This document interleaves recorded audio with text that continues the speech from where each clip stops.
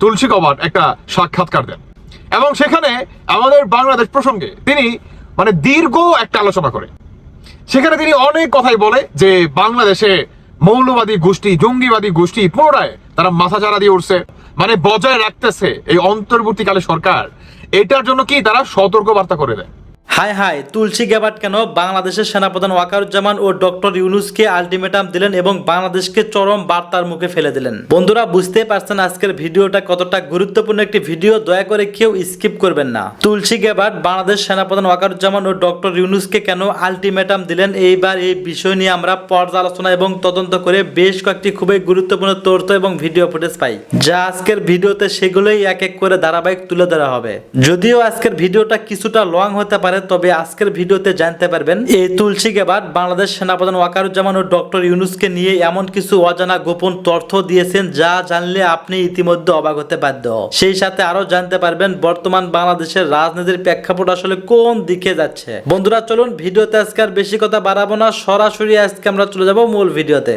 তুলসী Gabbard একটা সাক্ষাৎকার দেন এবং সেখানে আমাদের বাংলাদেশ প্রসঙ্গে তিনি দীর্ঘ একটা আলোচনা করে সেখানে তিনি অনেক কথাই বলে যে বাংলাদেশে মৌলবাদী গোষ্ঠী জঙ্গিবাদী গোষ্ঠী পুনরায় তারা মাথাচাড়া দিয়ে উঠছে এবং এই বাংলাদেশে এই অন্তর্বর্তীকালে সরকার ডক্টর ইউনূস তার যে অবদান কিংবা পুরো বিশ্বে ওয়ার্ল্ডের ভিতরে তিনি হঠাৎ করে পাকিস্তানকে টেনে নিয়ে আসে যে ওয়ার্ল্ডের ভিতরে আপনার সন্ত্রাসী আপনার কি বলে এই জঙ্গিবাদী বা এই যে আপনারা মনে করেন আছে মাফিয়া একটা গোষ্ঠী আছে, এটার ভিতরে ওয়ার্ল্ডের ভিতরে র্যাঙ্কিং আছে 2 নম্বর পাকিস্তান।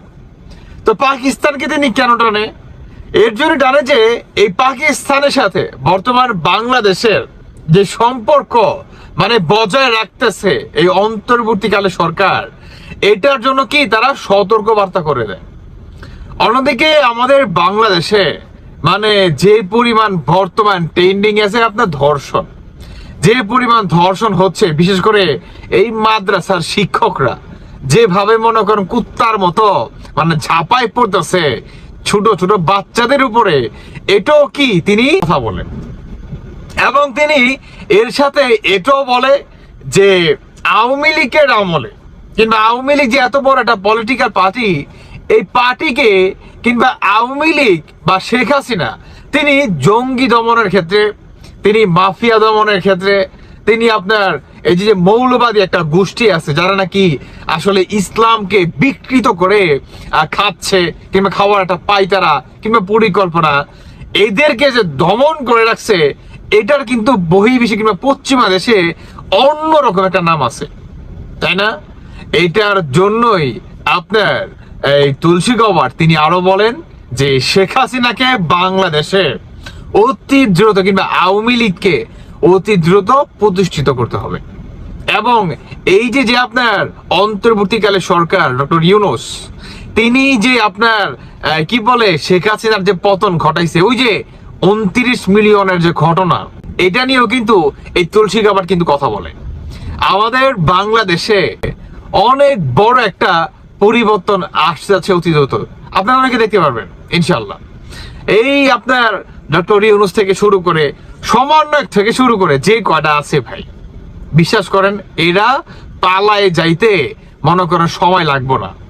অন্যদিকে শেখ হাসিনা তার যে সাহস কিংবা তার যে মনে করেন নেতৃত্ব বা তার যে মনে করেন বক্তব্য বা তার যে বর্তমান যে সিচুয়েশন, এই যে একটা অবস্থা, এই অবস্থায় শেখ হাসিনাকে দেখছেন যে বিন্দু পরিমাণ তিনি আশা হারাই ফেলছে, বিন্দু পরিমাণ।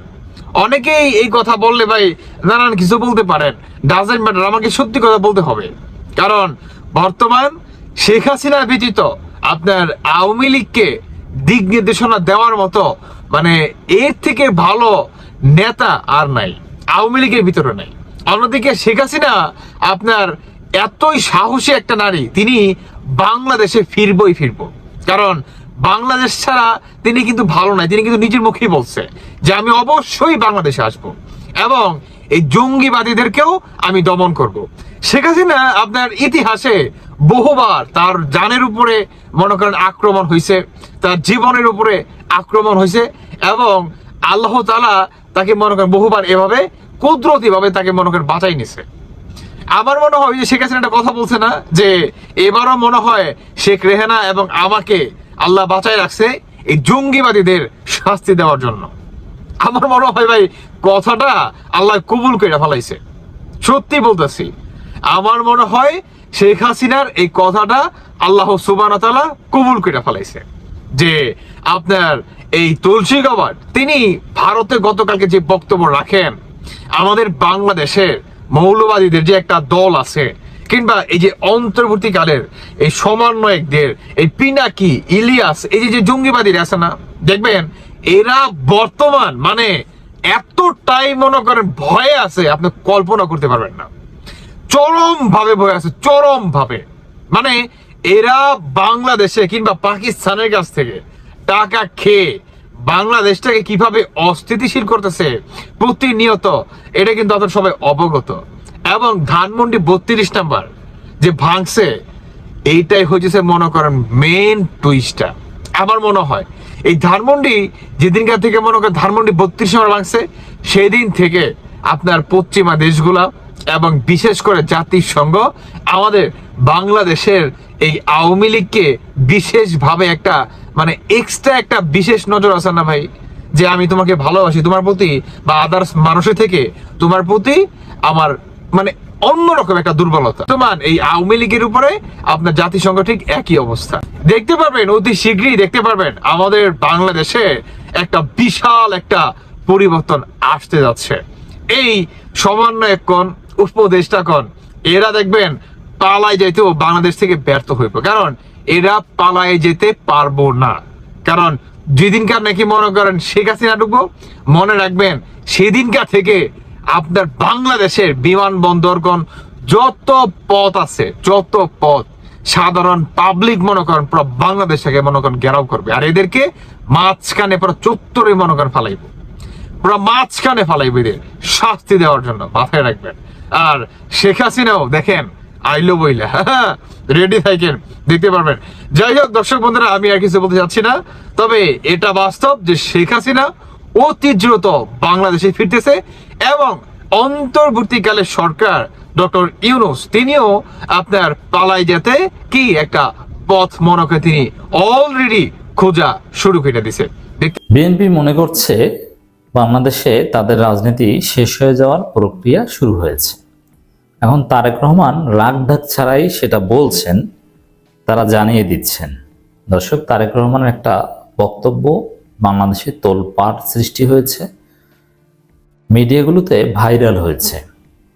তারেক রহমান বলেছেন বিএনপিকে আবারও 1-11 মতো মিডিয়া ট্রায়ালের মুখোমুখি করা হচ্ছে। তারেক রহমান এই বক্তব্যটা অত্যন্ত তাৎপর্যপূর্ণ। তো তারেক রহমান মিডিয়া ট্রায়াল এই শব্দটা বলেছেন এবং 1-11 শব্দটা বলেছেন। এখন মিডিয়া ট্রায়াল যদি হয়ে থাকে, হচ্ছে কি না আমি আসছি সেদিকে, যদি হয়ে থাকে তাহলে কেন? তারেক রহমান নিজেই বলেছেন 1-11 মতো, এর মানে 1-11 মানেটা কি? 1-11 বেসিক্যালি -2, মানে 1-11 বিএনপির বিরোধিতার জায়গাটা কি? -2, এর মানে বিএনপিকে মাইনাস করো। আওয়ামী লীগ তো মাইনাস হয়ে গিয়েছে, যদিও -2 বলতে বেসিক্যালি খালেদা জিয়া এবং শেখ হাসিনাকে মাইনাস করা বোঝাতো। এখন খালেদা জিয়া শেখ হাসিনা দুইজনেই ন্যাচারালি মাইনাস।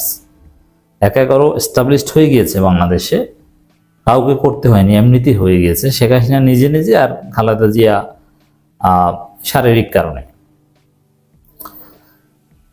কিন্তু সে 1-11 স্প্রিট হচ্ছে এখন তাহলে কি? বিএনপিকে রাজনীতি থেকে মাইনাস করো। আওয়ামী লীগ তো মাইনাস হয়ে গিয়েছে, আওয়ামী লীগকে তো জনগণই মাইনাস করেছে, এখন বিএনপিকে সরকার মাইনাস করতে চায়। তারেক রহমান এটাই মনে করে। আর বিএনপিকে রাজনীতি থেকে মাইনাস করার জন্যই মিডিয়া ট্রায়াল শুরু হয়েছে। এখন বিএনপির রাজনীতি শেষ করে দেওয়ার রাষ্ট্রীয় পৃষ্ঠপোষকতায় প্রক্রিয়া শুরু হয়েছে মিডিয়া ট্রায়ালের মাধ্যমে। তারেক রহমান এটাই বলেছেন, বিএনপির মনে করে এটা বুঝতে পারছে তারা। আসলে কি তাই? আমরা সেদিকে আসছি। তার আগে আমরা অনিবার্য বাস্তবতাটা বলে নিই।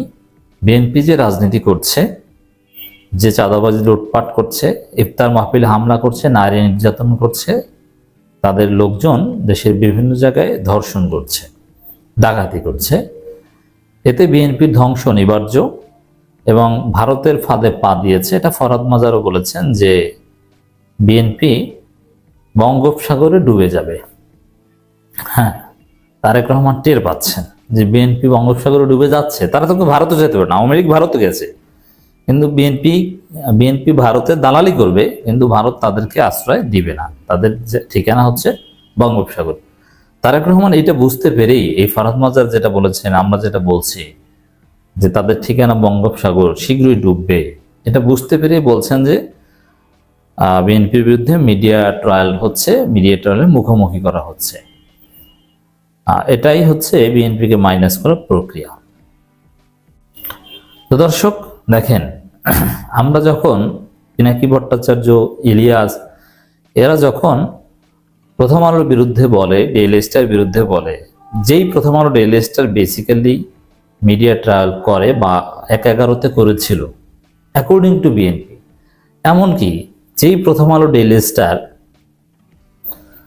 তারেক রহমানকে কত ভয়ঙ্কর দুর্নীতিবাজ হিসাবে উপস্থাপন করেছে, সম্পাদকীয় লিখত যে এই দুর্নীতিবাজ তারেক রহমানের বিচার হতেই হবে, সেই মাহফুজান আমরা মতিউর রহমানরা এখন বিএনপির সাথে ঘষাঘষি করে, ডলাডলি করে। বিএনপির ইফতার মাহফিলে যে সালাউদ্দিন আহমেদ, মির্জা ফখরুলের সাথে ডলাডলি করেন। আর যারা বিএনপি তারেক রহমানকে ব্যাকআপ দিয়েছেন গত 15 বছর, নয় দিগন্ত সংগ্রাম, তারা বিএনপির ইফতার মাহফিলে দাওয়াতই পায় না। এর মানে মিডিয়া ট্রায়ালের মুখোমুখি হয় নাই, এটা ঠিক না। আসলে মোটেও মিডিয়া ট্রায়াল করা হচ্ছে না, বরং বিএনপির অপরাধগুলো মিডিয়া লিখতে ভয় পায়। আমি জেনে শুনে তথ্য উপত্যের ভিত্তিতে কথা বলছি। সাপোজ আপনি একটা হাউজের সাথে যোগাযোগ করেন যে ভাই আমার কাছ থেকে বিএনপি চাঁদা চাচ্ছে, আমার কাছে প্রমাণ আছে, আমি তথ্য প্রমাণ দিচ্ছি, আপনি রিপোর্ট করেন।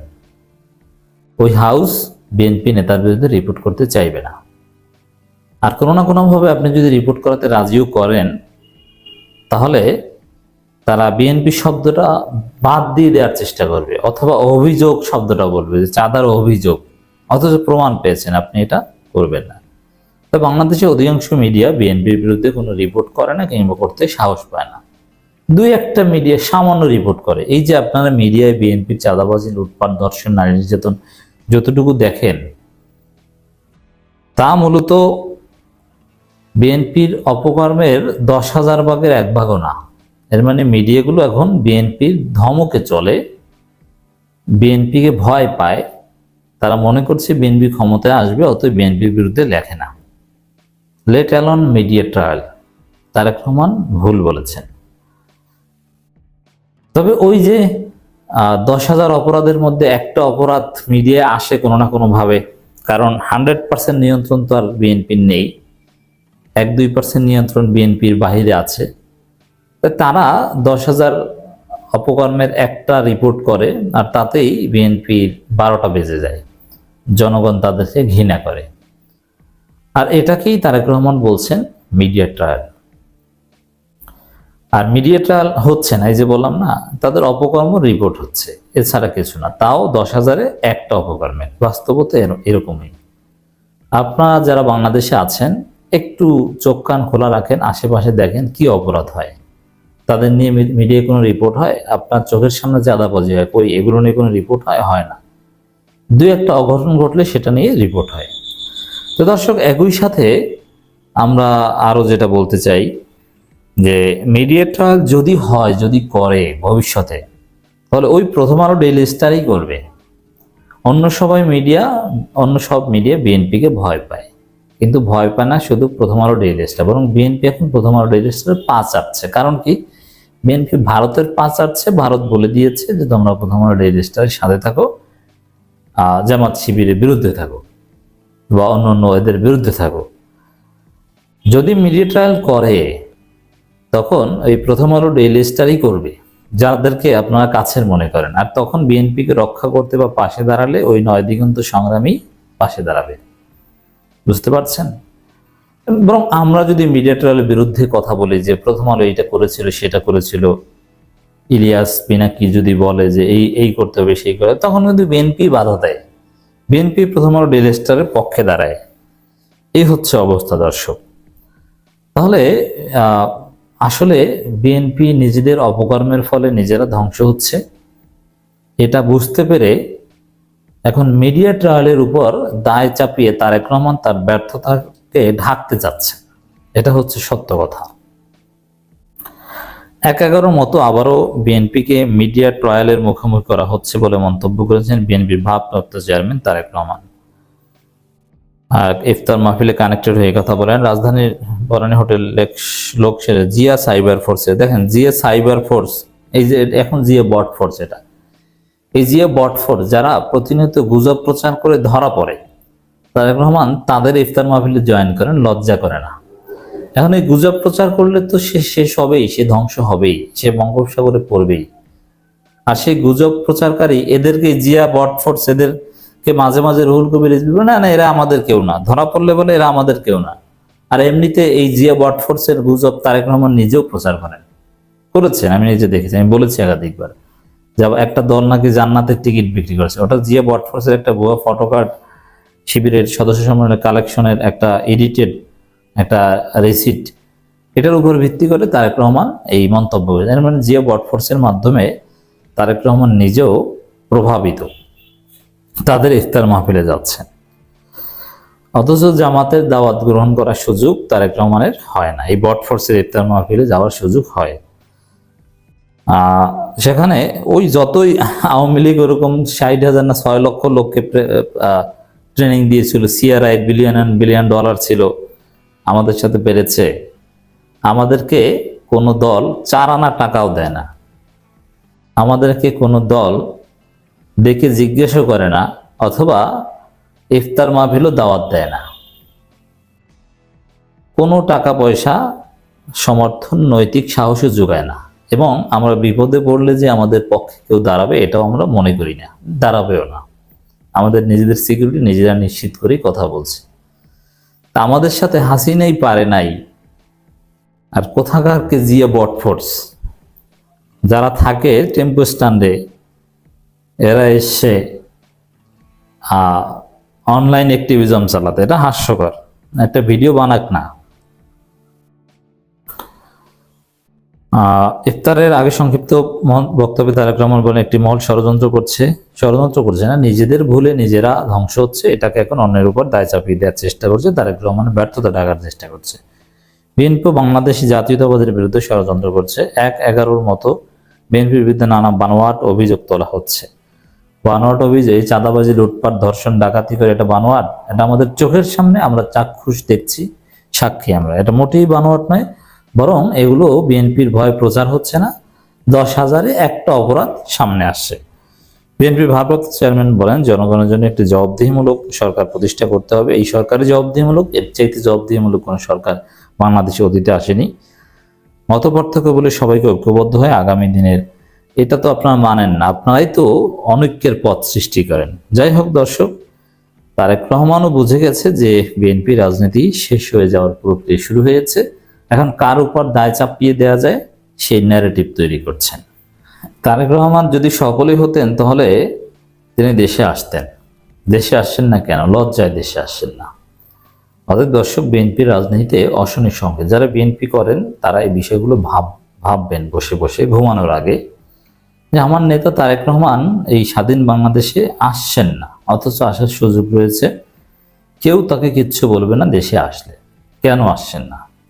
এর মানে এই বিএনপি, এই তারেক রহমানের মাধ্যমে রাজনীতি সম্ভব নয়। সংস্কার হলে তরুণ প্রজন্মের যে রাজনীতি তার বিপরীতে, এবং জামাত ইসলামের যে আদর্শভিত্তিক রাজনীতি তার বিপরীতে বিএনপির এই চাঁদাবাজি বা আওয়ামী মার্কা রাজনীতি আর চলবে না। অতএব আপনারা বিকল্প ভাবেন, অন্য নতুন। আসসালামু আলাইকুম। দেরিতে হলো দল গুছাচ্ছে বিএনপি, এবং একটা নতুন চমক আছে। ওনাদের 3 জন মহাসচিব, 3 জন। এই 3 জন মহাসচিব কারা কারা? একটা হলো সাংগঠনিক মহাসচিব, আরেকজন আন্তর্জাতিক মহাসচিব, আরেকজন ওই যে প্রশাসনিক মহাসচিব, একজন আন্তর্জাতিক দিকটা দেখবে, যেমন চীন, ভারত, পাকিস্তান, আমেরিকা এইসব সামলাবে। আরেকজন প্রশাসনের ব্যাপারগুলা দেখবে, আরেকজন দলকে দেখবে, সংগঠনকে কিভাবে গুছায় রাখতে হয়, কেউ যেন বিপথে না যায় সেই দিকটা দেখবে। এরকম হয় না সাধারণত, কারণ মহাসচিব তো একজনই হয়, যেহেতু মহা কথাটা সাথে আছে। এখানে 3 জন, অসুবিধা নাই। দেশটা ছোট হলে কি হবে, দেশের মানুষ তো 18 কোটি, আর বিএনপিরও তো সমর্থক কম না, অনেক অনেক। তারা আগে ক্ষমতায় ছিল, কিন্তু গত 7 মাসে হয়তো অনেকের মাইন্ড চেঞ্জ হয়ে গেছে। গত 7 মাসের কার্যকলাপ ভালো ছিল না, এটা ওনারাও বুঝতে পারছে, এবং বুঝতে পারে কিন্তু আরেকটা ঘোষণা আসতে যাচ্ছে। আমি আবার যেগুলো বলতেছি এগুলো কিন্তু অফিসিয়াল না, ওনাদের মধ্যে যে আলাপগুলা হয়েছে সেটা আমি বলতেছি। আরেকটা যেটা আসতে যাচ্ছে, যে নির্বাচনের পরে কাকে কাকে মন্ত্রিত্ব দেওয়া হবে এই দিকটা তুলে ধরছে বর্তমান ভারপ্রাপ্ত চেয়ারম্যান তারেক রহমান। হ্যাঁ, তারেক রহমান বলছে যে আমরা সেই দিকটা খেয়াল রাখবো, দলের জন্য কে কি অবদান রাখতেছে, এবং গত 7 মাস কিন্তু উনি নজর রাখছে যারা চাঁদাবাজি করছে, যারা অপকর্ম করছে, তাদেরকে উনি নির্বাচনে আনবেন না, মানে এমপি হওয়ার সুযোগ দিবেন না। হ্যাঁ, সে যেই হোক না কেন, এরকম একটা কথা বলছে। এটা খুবই ভালো। এখন কিন্তু একটা ভয় কাজ করবে অনেকের মধ্যে, যে বাপ রে বাপ, আমার তো এমপি হওয়ার সুযোগ দিবে না, বা দলের কোনো স্থানে জায়গা দিবে না যদি আমি চাঁদাবাজি করি। কিন্তু যারা চাঁদাবাজি অলরেডি কইরা ফেলাইছে তাদেরকেও কিন্তু উনি নজরে আনছে, তাদেরকেও বলছে সুযোগ দেওয়া হবে না। কিন্তু এর মধ্যে তো অনেকে পইরা যায়। হ্যাঁ, আমি কিন্তু একটা ভিডিও দেখছি, নোয়াখালীর যে এনি সাহেব আছে না, উনি কিন্তু ওনার দলের ভিতরে কথাবার্তা বলতেছিল চাঁদা নিয়ে। করে আবার ধরো এদের উপরে তো অনেক চাঁদাবাজিও হয়। হ্যাঁ, এদের উপরে চাঁদাবাজিও হয়। হ্যাঁ, এখন এগুলো কৌশলের কাজ করতে হবে, ধরো গভর্নমেন্টেরও মানে আমাদেরও যেন বদনাম না হয়, এবং যারা এই সমস্ত চাঁদাবাজি করে এদের লগে মানে পুলিশ সাথে এগুলো বেশি ছিল, আবার আমাদের দলীয় লোকজনও ছিল। হ্যাঁ, তাইলে তো হিসাবে উনি বাদ যায়। হ্যাঁ, উনি বাদ যায় কিন্তু, কারণ ওনার তো এই ভিডিওটা আছে, নিশ্চয়ই চেয়ারম্যান সাহেব দেখছেন, ভারপ্রাপ্ত চেয়ারম্যান। ও, এখানে আরেকটা জিনিস, এখানে কিন্তু বিএনপিতে আরেকটা চমক, এখানে চেয়ারম্যান 2 জন, একজন বেগম খালেদা জিয়া, আরেকজন তারেক রহমান, 2 জন। এমন না যে মা অসুস্থ আছে দিয়ে ছেলেকে বুঝায়া। কেন দেয়নি এর পিছনে আমরা বুঝতে পারি কেন দেয় নাই। কারণ কি জানেন? কারণ মানুষের ভরসার জায়গাটা প্রথম হইল গিয়া শহীদ জিয়াউর রহমান, তারপরে আপসীন নেত্রী বেগম খালেদা জিয়া। কিন্তু আপসীন নেতা কিনা তারেক রহমান, এটা কিন্তু এখনো প্রমাণ হয় নাই। কারণ গত 7 মাস আমরা মুক্ত বাতাসে নিঃশ্বাস নিল, উনি কিন্তু বাংলার বাতাসে নিঃশ্বাস নিচ্ছে না, উনি নিচ্ছে ইউরোপের বাতাসে নিঃশ্বাস। কেন আসতেছে না জানি না, ওখান থেকেই দল গুছাইতেছে এবং বলছে যে নির্বাচনের পরে কিন্তু আমি মন্ত্রিত্ব দিব তাদেরকেই যাদের অবদান আছে দেশের প্রতি এবং দলের প্রতি, যারা নিয়ম শৃঙ্খলা মেনে দলের সাথে ছিল। কিন্তু নিয়ম শৃঙ্খলা তো মানে নাই অনেকেই। শুধু কি মনে করেন চাঁদাবাজি করলেই নিয়ম শৃঙ্খলা ভঙ্গন হয়? আর কিছু তো হয় না, কথাতেও হয়, কথাতে হয়। আজহারি সাহেবকে যখন আজহারি না ফাজহারি বললো, উনি যে হাজার হাজার না, লক্ষ লক্ষ না, কোটি মুসলমানের মনে আঘাত করছে। তো এটার কি হবে সেটাও বলতে হবে আমাদেরকে। আর আপনি না বললো জনগণ বলবে নির্বাচনের সময়, ভোটের সময়। এটা মাথায় রাখেন। হ্যাঁ, জনগণ সবকিছু মাথায় নিতেছে। তারপর আমি বলবো যে বিএনপি এটা নতুন চমক, যে 3 জন মহাসচিব, 2 জন চেয়ারম্যান এবং দল গুছাচ্ছে এবং দলের ভিতরে সবাইকে সাবধান বানিয়ে দিচ্ছে। এখন সবাই সাবধান হবে, কারণ যাদের ওই যে পার্লামেন্টে যাওয়ার ইচ্ছা আছে তারা নিশ্চয়ই সাবধান হবে।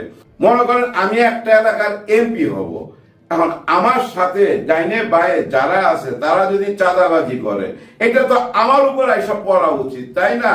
বিচারটা এভাবে করতে হবে। শুধু ওই যে বহিষ্কার করলাম এটা করলে হবে না। যাদের বহিষ্কার করা হয় তারা কিন্তু ক্যামেরার পিছনে চুপচাপ বৈশা আছে, যারা আছে তারা ওই আগেরই, বুঝছেন, আগের মানুষকেই দেখতেছি, নতুন কাউকে কথা বলতে দেখি না। আর আগের যারা কথা বলে এদের মধ্যে একজন আমার খুব পছন্দের ছিল। আমি জানি না এই 3 মহাসচিবের মধ্যে উনি সুযোগ পাবেন কিনা। কি কারণে জেল থেকে বের হওয়ার পর উনি হঠাৎ উধাও হয়ে গেলেন? শুনলাম চিকিৎসায় গেছে, ফেরত আসলো নাকি আসে নাই, কিছুই জানা যাচ্ছে না। আমার তো মনে হয় ওনাকে সামনে আসতে দেওয়া হচ্ছে না। কি কারণে সামনে আসতে দিবে না? কারণ কি হইতে পারে ভাই ব্রাদার, আপনাদের কি মনে হয়? আমার তো মনে হয় ওনাকে যদি সামনে আনা হয় আমাদের প্রতিবেশী দেশ খুব মাইন্ড করবে। ওই বাবর সাহেব যদি এখন সামনে আসে তাহলে ভারত খুব মাইন্ড করবে। আমার মনে হয় ভারত মাইন্ড করুক আর যাই করুক, সবাই কাছে যদি প্রমাণ করতে চান যে না আমরা ভারতপন্থী না, ভারতের সাথে আমাদের কোনো যোগাযোগ নাই, তাহলে একজন মহাসচিব বানান বাবর সাহেবকে। উনি কিন্তু অনেক পপুলার, ওনার কথা মানুষ শুনতে চায়। আমার মনের ইচ্ছাটা আপনাদের জানাইলাম। আপনারা বিএনপির মানুষ শুনতেও পারেন, নাও শুনতে পারেন, কিন্তু বাবর সাহেবকে যদি সামনে নিয়ে আসেন ইমেজ চেঞ্জ হয়ে যাবে ভাই, ইমেজ চেঞ্জ হয়ে যাবে। উনি রেখে রেখে কথা বলে না, যা বলে একদম তীরের মতো, তীর যেখানে মারতে চায় ওইখানে লাগায়া দেয়। হ্যাঁ, লুকিং ফর শত্রু ভাইরাল হয়ে গেছিল। আসলে ভাই স্ট্রেট ফরওয়ার্ড লোক এবং মনের মধ্যে কোনো রাইগা কথা বলে না। এরকম নেতাই তো দরকার। যাই হোক, আরেকজন কে আসতে পারে? আমার মনে হয় সালাউদ্দিন সাহেব আসবে। হ্যাঁ, কারণ উনি কিন্তু এর মধ্যে একটু ভাইরাল হয়েছে উর্দুতে কথা বইলা। কোথায় জানি বসছিলেন মাওলানাদের সাথে, ওইখানে উর্দুতে কথা বলছেন। ওইটা আবার ওনাকে জিজ্ঞাসা করছে যে আপনি উর্দুতে কথা বললেন 2-3 মিনিট। বললো না, ওটা একটা ঘরোয়া বৈঠক ছিল, ওই কথা বলতে বলতে উর্দু আসছে। কারণ আমি তো অনেকদিন ভারতে ছিলাম, ওখানে উর্দু হিন্দি চলে না, হিন্দি চলে, উর্দু কই থেকে আসবে? উর্দু তো পাকিস্তানি ভাষা। যাই হোক, ভাষা জানা তো ভালো, অনেক ভাষা যারা জানে তারা তো জ্ঞানী। ভারতে থাকার পর কিন্তু জ্ঞান বাইরে যায় মানুষের। কারণ কি জানেন, বিরাট দেশ তো, অনেক রকম মানুষ ওইখানে, বহু ভাষার মানুষ, বহু জ্ঞানী মানুষ ওদের সঙ্গে ছিল। আপনি যে কোনো একটা মানুষকে 10 জন পণ্ডিতের মধ্যে বসায় রাখলে সেই লোকটা পণ্ডিত হয়ে যায় তো ভাই। আমার মনে হয় সালাউদ্দিন সাহেব পাবে, কিন্তু আমার ইচ্ছা বাবর সাহেবকে মহাসচিবের একটা পদ দেন, আপনাদের জন্য ভালো হবে। আর আমার একটা অনুরোধ আছে, একটা দুইটা না, একটা, আপনাদের নেতাদের কাছে, বিএনপি নেতাদের কাছে, আপনারা মিডিয়ার সামনে আর ওই নির্বাচন করেন না। নির্বাচন শুনতে এখন উন্নয়ন হানিমুন এরকম শোনা যায়, এটা শুনতে ভালো লাগে না। আপনারা নিজেরাও জানেন যে বর্তমান সরকার নির্বাচনের রোড ম্যাপ দিয়ে দিছে, হয়তো 2 মাস 3 মাস এদিক সেদিক, এটা হইতেই পারে, এটা মাইনা নেন। নির্বাচন বললে না মানুষে না খারাপ কমেন্ট করে। আপনারা কমেন্ট বক্সে যায় দেখেন, আপনাদের এই কথাগুলোর কোনো গ্রহণযোগ্যতা পায় না আমাদের কাছে, সাধারণ মানুষের কাছে। এগুলা বললেন না, এগুলা বললে হয় কি জানেন, দলের ক্ষতি হয়ে যাবে, বিরাট ক্ষতি হয়ে যাবে।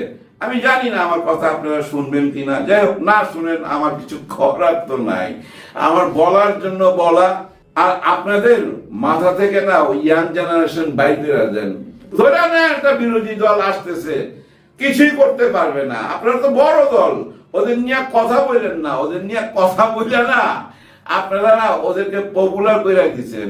মঞ্চে ওইটা, ওই সার্জিস কি বললো, হাসনাত আব্দুল্লাহ কি বললো, নাহিদ ইসলাম কি বললো, এটাই হলো গত 7 মাসের বক্তব্য, আর না হলে নির্বাচন।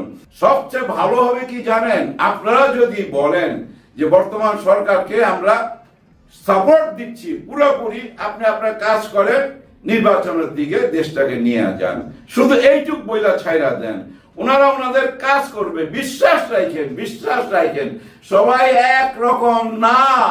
ডক্টর মোহাম্মদ ইউনূস স্যার যদি সবাই মতো হইতো, সারা বিশ্বে ওনাকে বুঝছেন সেলুট দিত না, সম্মান দিত না, সম্মান দিত না। ভিডিওটা শেষ করার আগে একটা কথা বলি।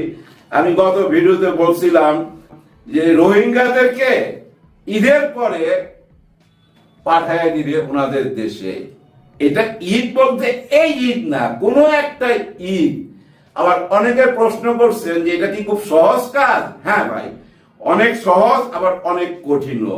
কারণ কি জানেন, এই মিয়ানমারের একটা খুঁটি আছে। সব ছোট ছোট দেশের একটা বড় খুঁটি থাকে। এই মিয়ানমারের খুঁটি কি জানেন? চীন। আর ওই চীনে যাচ্ছে ডক্টর মোহাম্মদ ইউনূস স্যার 26 তারিখে বিশেষ উড়োজাহাজে। আর ওইখানে যাওয়ার পর যদি চীনকে বুঝাইতে পারে যে আমার মুসলিম জনগোষ্ঠী অবহেলিত 12 থেকে 15 লক্ষ আমার দেশে পড়ে আছে, তারা তার দেশে যাইতে চায়, আগামী ঈদ তাদের দেশে করতে চায়, 1 বছরের মধ্যে আপনারা ব্যবস্থা করেন। আর চীন যদি মিয়ানমারকে প্রেসার দেয়, কথা শুনতে রাজি, এইটুক মাথায় নিয়েন। ওই ধন্যবাদ প্রিয় দর্শকবিন্দু, আমাদের ফুল ভিডিওটি দেখার জন্য আপনাকে জানাই অসংখ্য ধন্যবাদ। তো বন্ধুরা, এতক্ষণ আপনারা যে ভিডিও দেখতে পেয়েছেন, বাংলাদেশকে নিয়ে কথা বলছেন কিন্তু তুলসী গ্যাবার্ট, বাংলাদেশকে নিয়ে এবং বক্তব্য দিয়েছেন এই তুলসী গ্যাবার্ট, আপনারা ইতিমধ্যে দেখে ফেলেছেন। এই বিষয় নিয়ে আপনাদের কি মন্তব্য অবশ্যই কমেন্ট বক্সে কমেন্ট করতে ভুলবেন না। আর হ্যাঁ, এমন নিত্য নতুন আপডেট খবর সবার আগে পেতে চাইলে এখনই আমাদের এই পিচ্চি সাকিব ইউটিউব চ্যানেলটি সাবস্ক্রাইব করুন। ধন্যবাদ।